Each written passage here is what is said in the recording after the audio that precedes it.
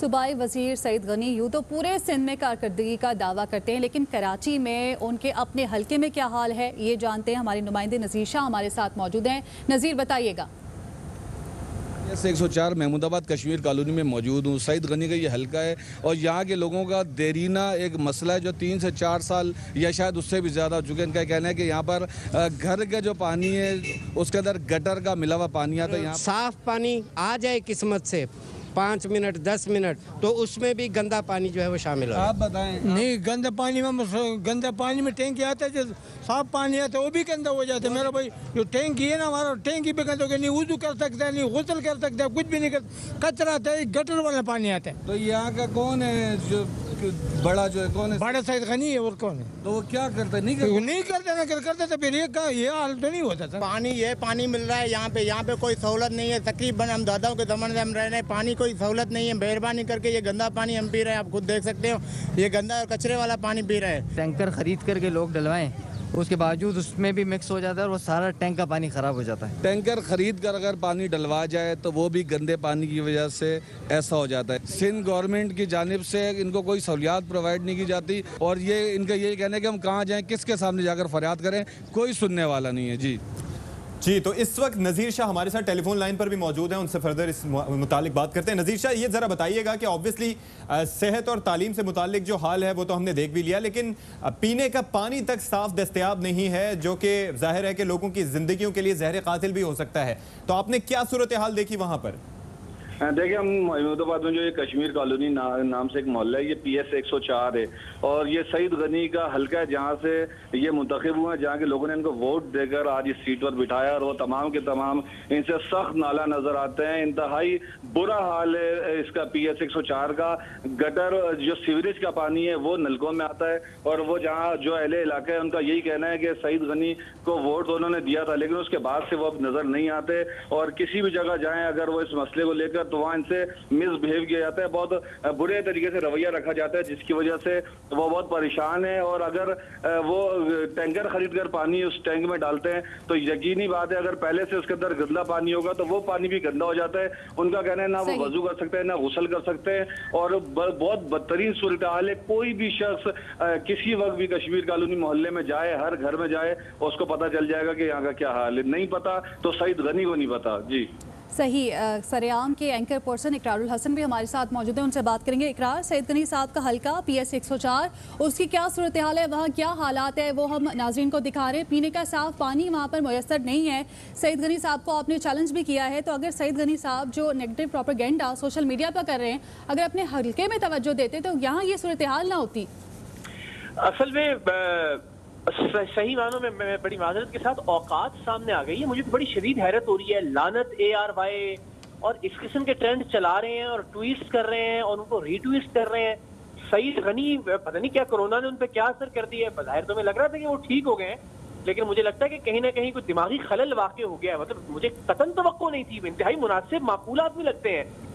حیرت والی بات ہے کہ وہ اس قدر گھٹیا پن پر اترائے ہیں معذرت کے ساتھ۔ مطلب یہ تو آپ پر تنقید، دیکھیے آپ یہ تنقید کر سکتے ہیں، یہ سوال مجھے سمجھ میں نہیں آتا کہ جی فلاں بھی تو غلط کر رہا ہے تو آپ غلط کریں، یعنی ہیروئن بیچنے والے سے آپ کہیں کہ تم ہیروئن کیوں بیچ رہے ہو، تو وہ کہ یار فلاں کوکین بیچ رہا تم اس کے پاس کیوں نہیں جا رہے، کوکین بیچنے والے کے پاس جائے وہ کہ یار فلاں تو چرس بیچ رہا ہے اس کے پاس نہیں جا رہے۔ بھائی آپ اپنا جواب دیجئے، آپ کو منتخب کیا حکومت نے، میں ماننے ایک لمحے کے لیے چلے ARY بات، آپ اپنے حلقے کا جواب تو کم سے کم دیں۔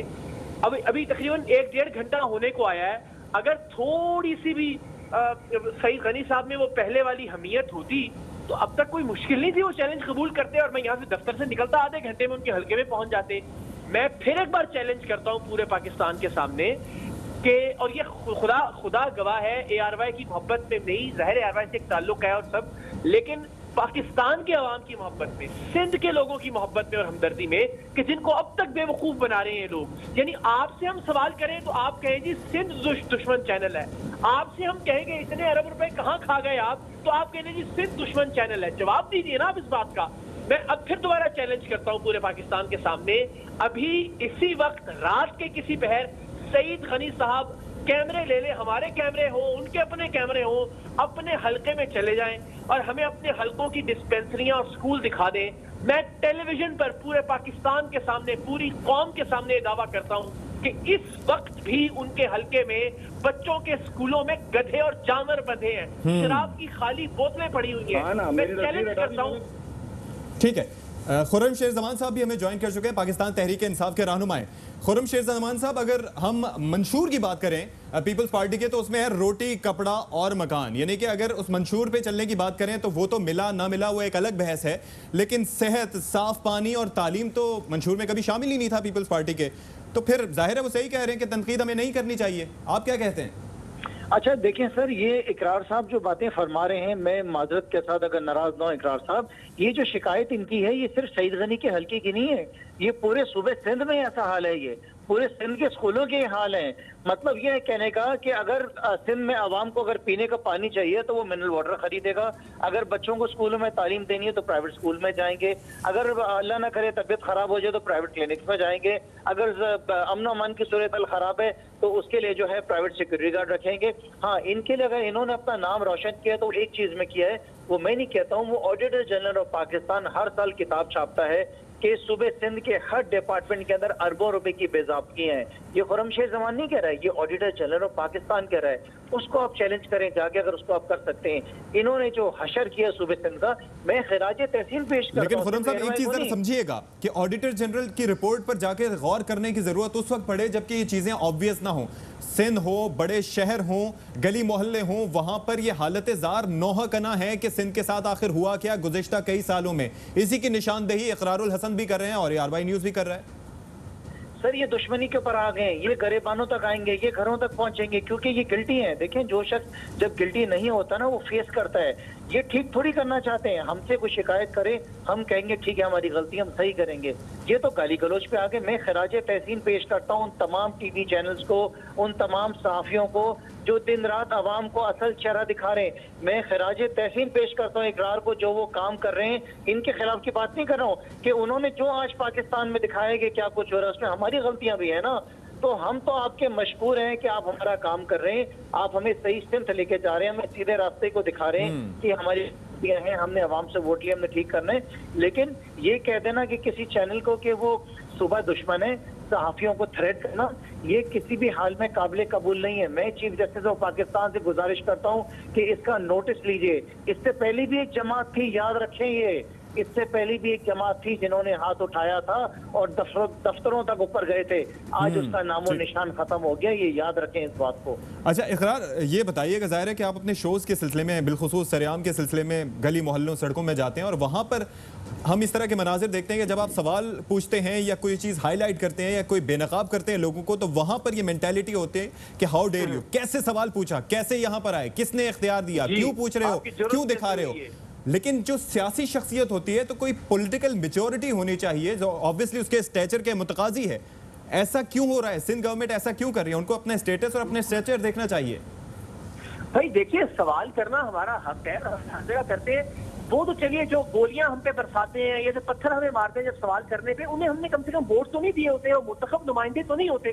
یہ تو منتخب نمائندے ہیں قوم کے, ان سے سوال کرنا تو زیادہ ضروری ہے.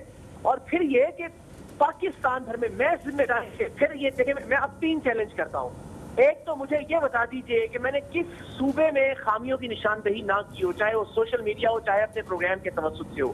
کس صوبے کی حکومت کی غلطیوں کی نشاندہی نہیں کی اور کس صوبے نے جو اچھے کام کیے ان کی تعریف نہیں کی. ابھی کچھ دن پہلے میں نے مراد علی شاہ صاحب اور اس سارے جس طرح سے کرونا سے نبوت آزماتے اس کی تعریف کی. یہی کام ہے کہ جب آپ اچھا کام کریں گے ہم تعریف کریں گے, جب آپ برا کام کریں گے ہم اس کی بد تعریفی کریں گے, اس پر تنقید کریں گے. اور آپ جو ہے وہ لانتی, جھوٹا, سندھ دشمن, اور اگر اس پر اتر آئیں گے تو یہ تو بدقسمتی سے بڑی غلط بات ہے. دوسرا چیلنج میں اب بھی قائم ہوں, بار بار کہہ رہا ہوں, آپ آٹے میں سے وہ کہتے ہیں نا چاول کی دیگ میں سے ایک دیگ. سعید غنی صاحب شور کر رہے ہیں نا, بے ویلا مچا رہے ہیں, تو چلیے سعید غنی صاحب کے حلقے میں ہی چلے جاتے ہیں. میں چلنے کے لیے تیار ہوں ابھی اسی لمحے, اور ان کے وہاں بچوں کے اسکولوں میں گڈھے بنے ہوئے دکھاتے ہیں, وہاں جو ڈسپینسری ہیں وہاں گٹر کا پانی دکھاتے ہیں. وہاں پہ آپ کو اندازہ ہو جائے گا کہ سعید غنی صاحب جو اتنا چیخ رہے ہیں ان کے اپنے حلقے میں یہ حال ہے تو سندھ بھر میں کیا حالت ہوگی. اور ایک اور چیلنج, سعید غنی صاحب کراچی کے مختلف علاقوں کے ناموں کی پرچیاں رکھیں ایک جگہ اور اس میں سے 10 نام اٹھا لیں اپنی مرضی سے, اور میرے ساتھ کیمرہ لے کے کراچی کے 10 علاقوں میں چلے جائیں اور کسی علاقے میں مجھے ذرا ثابت کر کے دکھائیں جو اربوں روپے کا راشن یہ بتا رہے ہیں انہوں نے تقسیم کیا. میں پھر چیلنج کر رہا ہوں, اپنی مرضی کے 10 علاقے چوز کریں, کوئی سے بھی رینڈم پرچیاں ڈال کے, اور ان 10 علاقوں میں میرے ساتھ چلیں اور مجھے ثابت کر کے دکھائیں کہ ان کا پہنچایا ہوا جو ان کا دعویٰ کیا ہوا راشن یہاں پہنچا ہے. اگر آپ یہ کریں گے یار, سوال تو ہم ان سے بھی کریں گے, ہم پی ٹی آئی والوں سے بھی کریں گے, ہم نون لیگ والوں سے کریں گے. اپنی ذات کی حد تک میں اللہ کو حاضر ناظر جان کے کہتا ہوں, میرے جو پلیٹ فارم ہے, سوشل میڈیا ہے, سریعام ہے, ہر حکومت پر تنقید بھی کی ہے, اور جب انہوں نے اچھا کام کیا ہے تو تعریف بھی کی ہے. یہی سعید غنی کل اچھا کام کریں گے تو میں سب سے آگے کھڑا obviously we'll appreciate him. بہت شکریہ اقرار الحسن, خرم شیر زمان صاحب اور نذیر شاہ, آپ ہمارے ساتھ موجود رہے.